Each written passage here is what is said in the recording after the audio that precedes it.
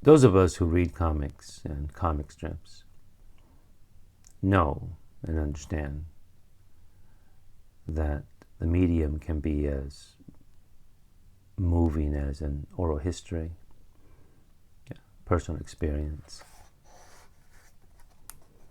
a novel, a film, history, a poem.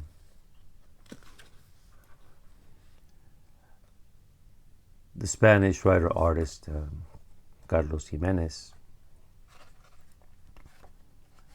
who in the tradition of Will Eisner has been chronicling the history of Spain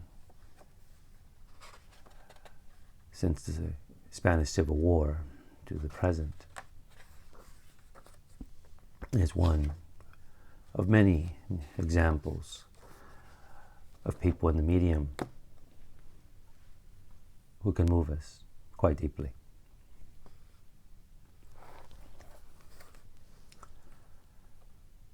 (1936 to 1939), Malos Tiempos by Carlos Gimenez. Malos Tiempos, the bad days, bad times, or evil days, however you want to say it. Chronicles the stories of people during the Spanish Civil War.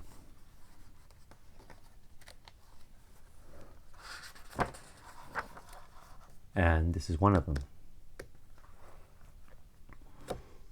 The war has begun, and we have a family here. We have Lázaro, his wife Laura, and their son Carlitos. Lázaro has a successful olive oil company, and he knows that in time he's going to be drafted into the war. He's a conservative man, but he does not support what Franco and the military insurrectionists are doing. But he's also not a man of the left, nor is he a Republican in support of the government. He just wants to get by, right? But he knows what's coming. He's going to be drafted. And he knows what's going to come when the war gets worse. So he starts making preparations. He tells his wife that he's going to be drafted and things are going to get very hard. Things are going to get worse. And the worst is going to be the hunger. So what he does is with the help of his father-in-law, he builds another room in the apartment that they live in. Now, they're upper middle class. They live quite well. He's been very successful in his business. And what he's doing is that he is telling his wife that they're going to put olive oil, cans of olive oil. Because like he tells her, in time, money will be worthless. And olive oil will be gold for you, he tells her. Because you'll be able to trade it for anything you want. And it's the one thing that will not spoil, unlike other food products will. But he makes it very clear no one must know about this. And this room will be sealed by a wall.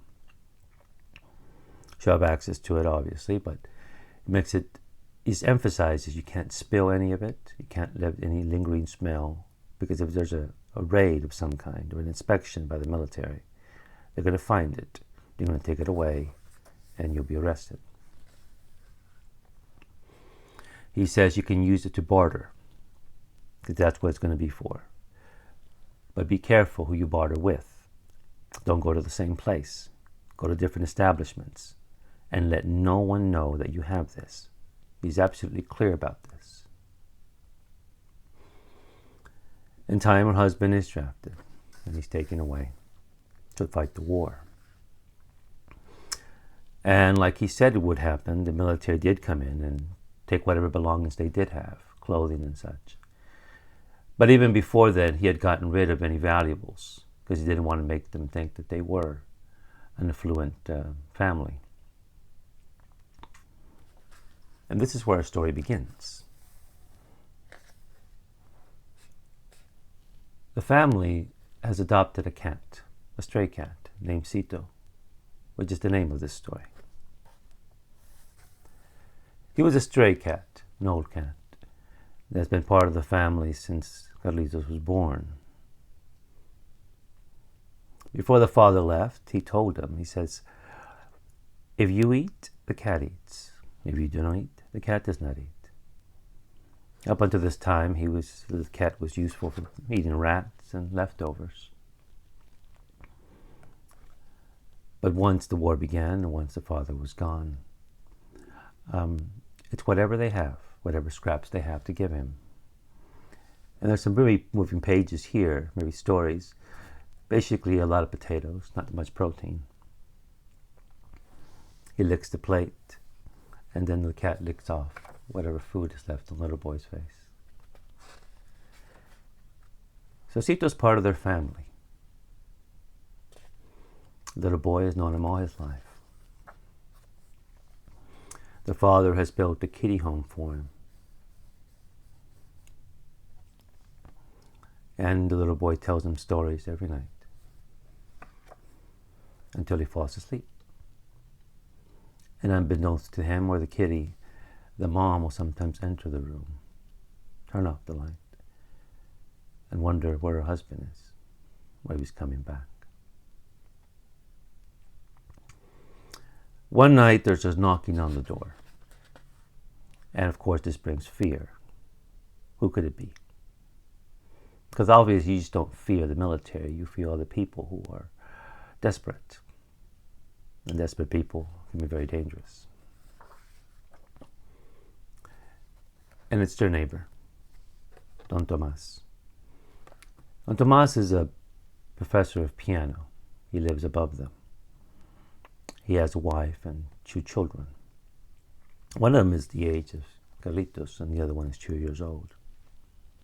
He's a very proud man, a dignified man. But dignity only goes so far when you're hungry. He's there because he needs her help. He's polite enough not to ask to be brought inside, and Laura doesn't ask him to come in. Either way. This man is desperate, he says. We're dying of hunger. My wife is very ill.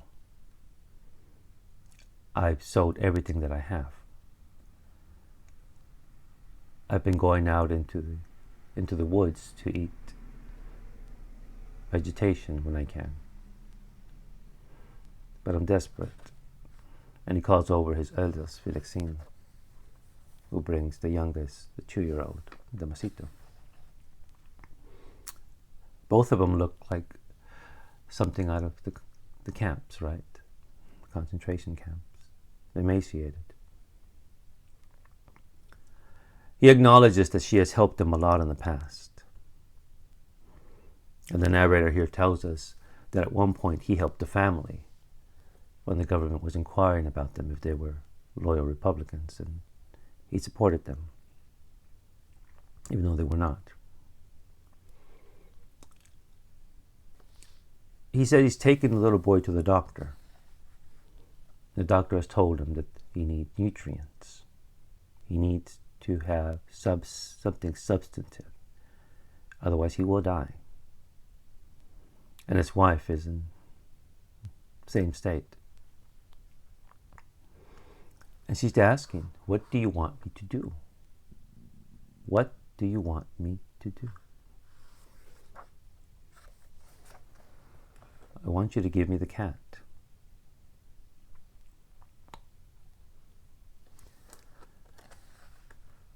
He acknowledges that he's aware how important Cito is to them. He wouldn't be asking this if he just had nowhere else to go. She says, I'll give you olive oil. You can trade that. He goes, no, I owe people money. They're going to close the door in front of me. No one will. It will be useless to me. And he goes, do you know what you're asking of us? He goes, I am. But this will give my son, my wife, a few more days of life. The doctor has told us he needs something nutritious, something. I can make a soup out of this. Look, and he shows him.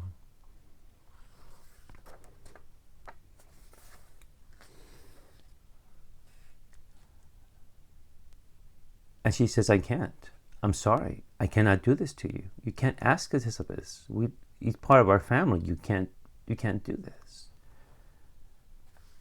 And then he just looks at her with ashen eyes, and his voice is hoarse. And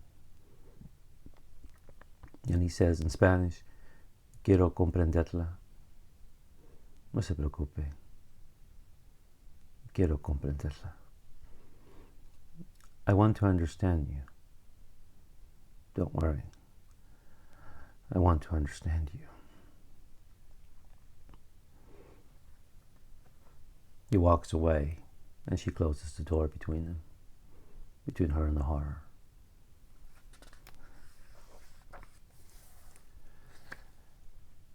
And then suddenly she just opens the door, calls him, and snatches the cat away from her son. She tells him, go away, take the cat, and go. Carlitos is beside himself. What have you done? What have you done? And he tells something a mother never wants to hear. He tells her he will never love her again. Ever. Ever again. She holds him and tries to make him understand that by doing this, they would have saved a little boy and a wife, a mother.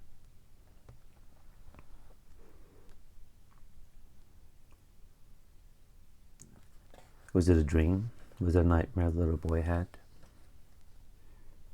Middle of the night, he hears some meowing, and it's Cito. He's back. It was all a dream. And then he hears this horrible animal sound.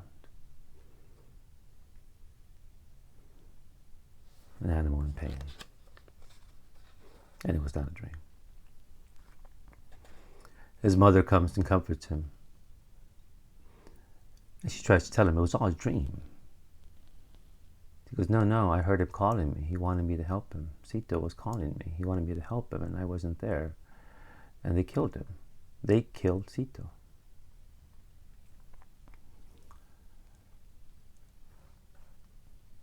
He falls asleep, wakes up the next day to the reality. He refuses to eat for a couple of days, and his mother's able to give him some fried potatoes, one of the few foods they do have. After a few days, he has to go outside and play. And he sees Felixine, the eldest son of the piano teacher. He approaches him and says, I know you love Cito. I know you're upset with me. But my brother's doing better now, and so is my mother. He saved us. But he says, I have something for you. Don't tell my father I've given you this.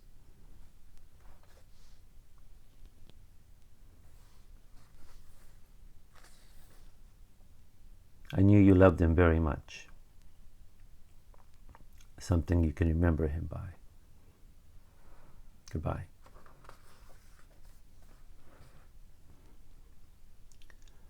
He sat there for a while, just staring into his hand.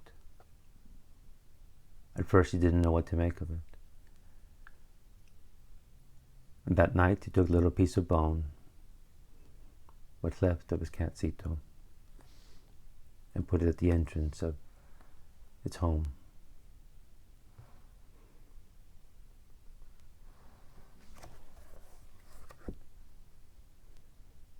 Malos Tiempos.